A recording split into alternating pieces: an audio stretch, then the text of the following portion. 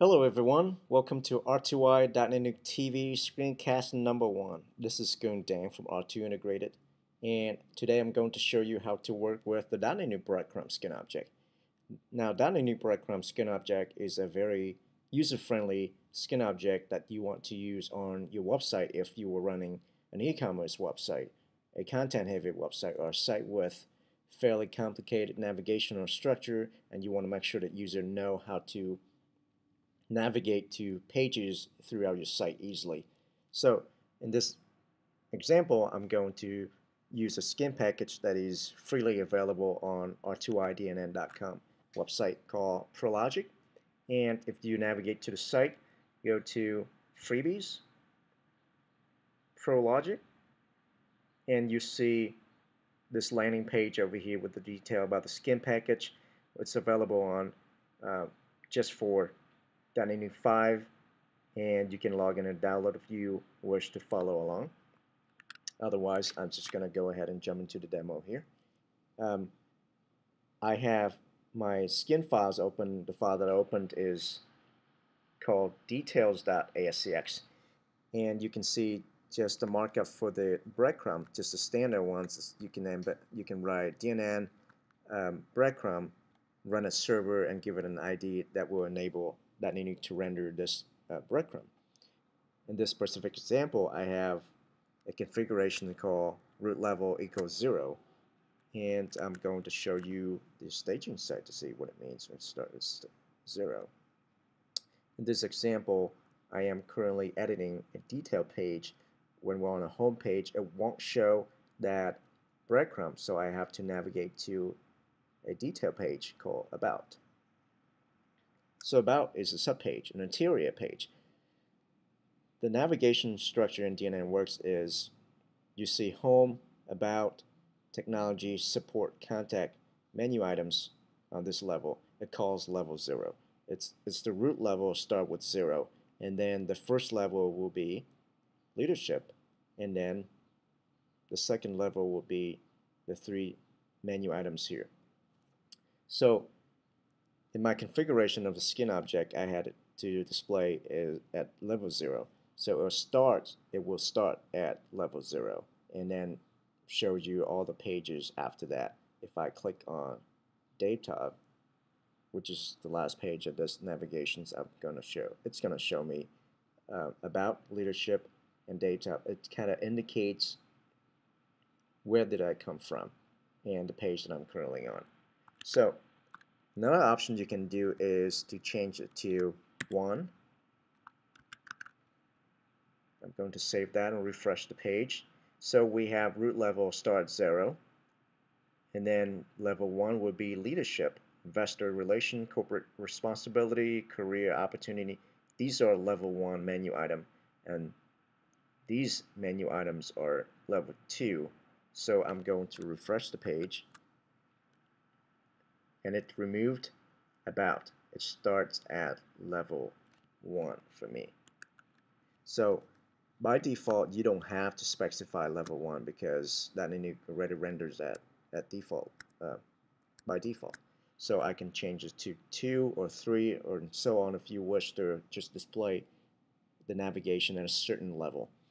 There's another option you can do is to display -1.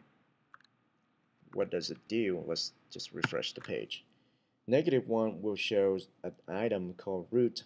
Now if your DotNetNuke instance has multiple portals, when you display root item in front of your breadcrumb, it will take you back to the root portal. In this example, I have portal 0 as my root portal. So if you're running multiple websites on multiple portals and you don't want user go to the wrong portal at the wrong site, you don't want to use this option -1 because it will take user to a different site. Now that's for the configuration of the way how you want to display the navigation level. So I'm going to reset it to 0, and I'm going to give it a CSS class. If you want to customize this skin object,